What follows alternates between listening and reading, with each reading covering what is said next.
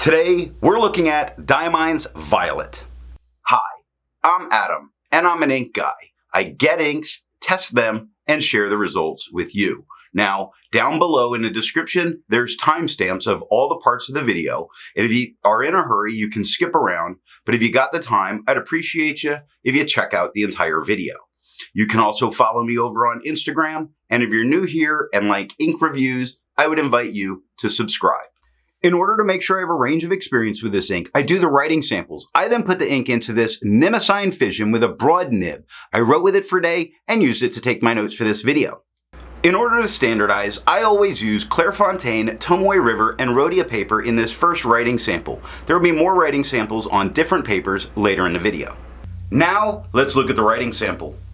I picked this ink up in sample form, and to make sure I have my writing samples consistent, I use a Jinhao 159 with a Goulet 1.1 stub, a Jinhao X450 with a Goulet medium, and a Jinhao X750 with a Goulet extra fine.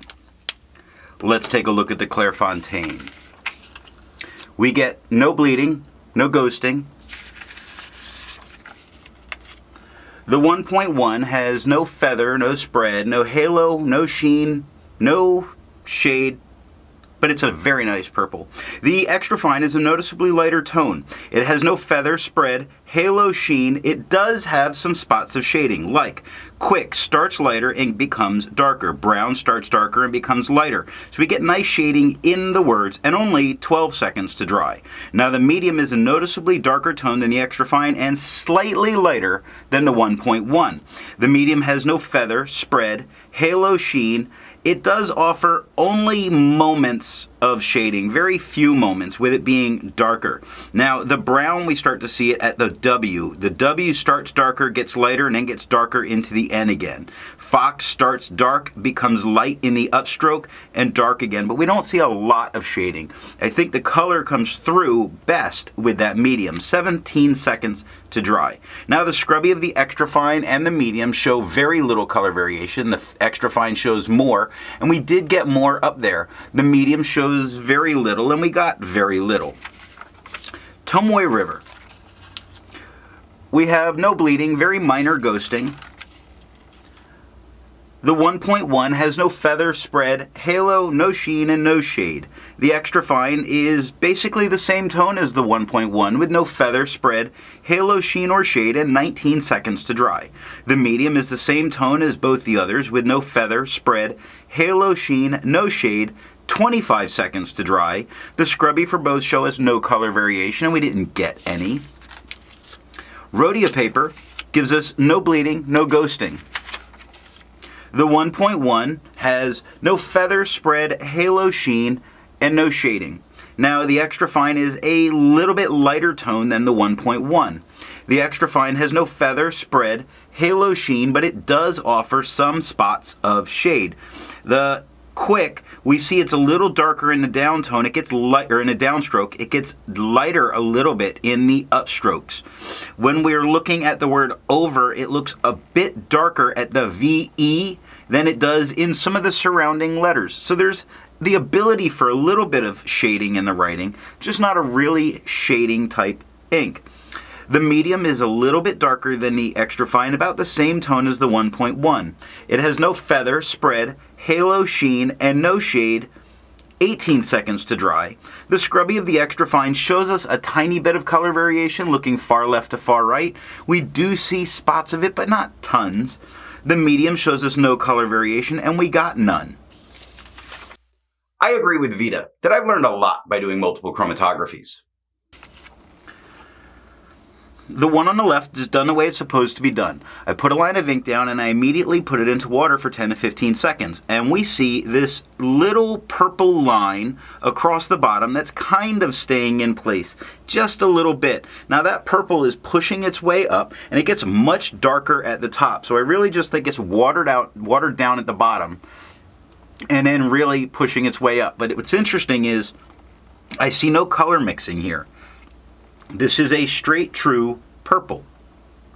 The one on the right, I let dry for 10 minutes before I dunk it into water. And there's a line across the bottom that's much more there, much more permanent. It's really showing that it might have just a little bit of resistance. And as it moves up, it's the same tone that we got in the original chromatography, but not nearly as much ink went up because it was left at the bottom line. Resistance tests are done to see how well this ink can be expected to perform on the page, and more importantly, how hard it might be to clean from your pen. I let the smear dry for 3 days before testing it. Looking at the highlighter, it handles itself pretty well. I feel confident using it in a note-taking situation because it doesn't feather and blow out all over the place and become unreadable. Now, water is only lifting some of those darkest tones. We're seeing a lot of ink still left on the paper with water with 30 seconds. Pen flush actually does a little bit more than water does. If you look straight left of where the writing is, you see this whiter area of the paper just starting to come through. But I am not sure that the pen flush is going to do everything we need to take this out of your pen. Now, 1/3 bleach solution completely obliterates it, removing it from the paper. If you do need to use a 1/3 bleach solution, just make sure that what you do is you rinse your pen immediately after so that you don't rust any of your metal parts. I test for viscosity or flow using a thing called a tilt test. I will link how I do that, the video of it, down below or up in the cards. I also then put it onto a standard distribution so it's more easily seen with all of the inks that I've tested. Now, for the inks I've tested, I've found an average viscosity of 2.5, with the realm of normal being from 2.1 to 2.9. Diamine's Violet has a viscosity of 3.45, making this a very dry ink, but it's a very dense ink. When you see it in the sample vial, it really stays behind on the sample vial, showing how thick it is. You see when I move it around in this sample, it really, I had to use a syringe to get the final bits out. That's a tiny little bit. That's not, that's like 1/4 of a milliliter coating the vial. This is a pretty thick ink. To find my average dry times, I use my writing samples done on Clairfontaine, Tomoe River, and Rhodia paper. I average all 6 of those numbers. Now, for the inks I've tested, I found an average dry time of 17 seconds, with the realm of normal being from 13 to 21 seconds. Diamine's Violet has an average dry time of 16 seconds, making it normal. Instead of finding inks that look like Diamine's Violet, I would prefer to find an ink that complements its color on the page, and I wanted a nice dark brown. I went with Birmingham Pen Company's Horace Wagner Infield Brown. This next writing sample is done on yellow Rhodia. Here we're seeing the yellow Rhodia paper, and the real reason that I do this is to be able to see any kind of color change that occurs with the yellow toned paper when it's put in the back. Now, we don't see a whole lot, but what's interesting is it gets lighter with the yellow background, which is a little surprising just because it is a darker than this off-white kind of, well, we'll just call it white of the regular Rhodia paper. It performs the same way where all of the bleed, feather, spread, halo, sheen, all that stuff, even their dry times are the same. It's not necessary to go into it in that, but I do like to put them side by side so that we can see the color difference between when it's on white and when it's on yellow. Now this is White Lines paper. It's not known to be fountain pen friendly. It is good for note-taking. It does some interesting things with some computer programs. We do get bleeding, and because of that, we do get a significant amount of show-through or ghosting, which means you couldn't use the back of the paper, but it did not touch the paper underneath. Now, the 1.1 has it has no feathering, but it has a lot of spread. It looks gross. This is, I don't know what happened here. I'm going to say that maybe I had a shaky hand that day writing, because that doesn't look like it's just feathering happening. No halo, no sheen, no shade, really gross with the stub. The 1.1 is a slightly lighter tone than we got with, the extra fine is a slightly lighter tone than we got with the 1.1. It had no feather, no spread, no halo, no sheen, no shade, 3 seconds to dry. The medium is a significantly darker tone than we got with the extra fine. We had No feather, but we do have spread. That medium's coming out more like a broad. No halo, no sheen, no shade, 5 seconds to dry. The scrubby for both show us no color variation, and we didn't get any color variation.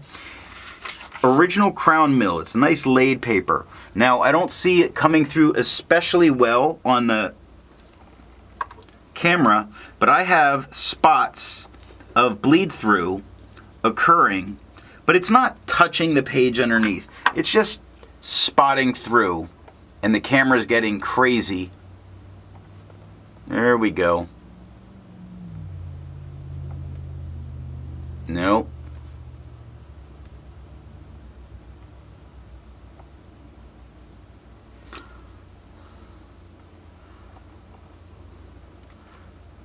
Manual focus.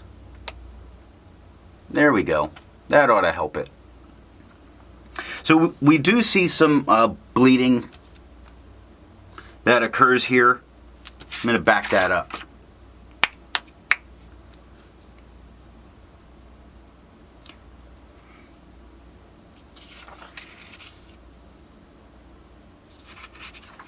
The original crown mill is a nice laid paper, but we do see spots of bleeding that occurs. It doesn't come through on the camera, so I had to circle them, but I do see the spots in person.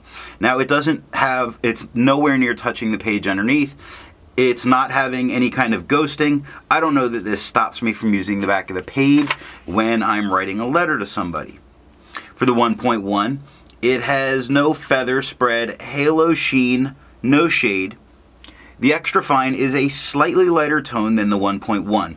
It has no feather spread, halo sheen. It does offer spots of shading, like the word lazy is much darker than the word over.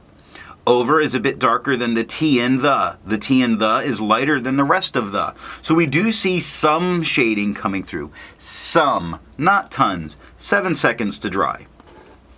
The medium nib is a noticeably darker tone than the extra fine, about what we got with the 1.1. It had no feather spread, halo sheen, no shade, 11 seconds to dry. The scrubby for both show us no color variation, although in the extra fine we do get little bits of color variation.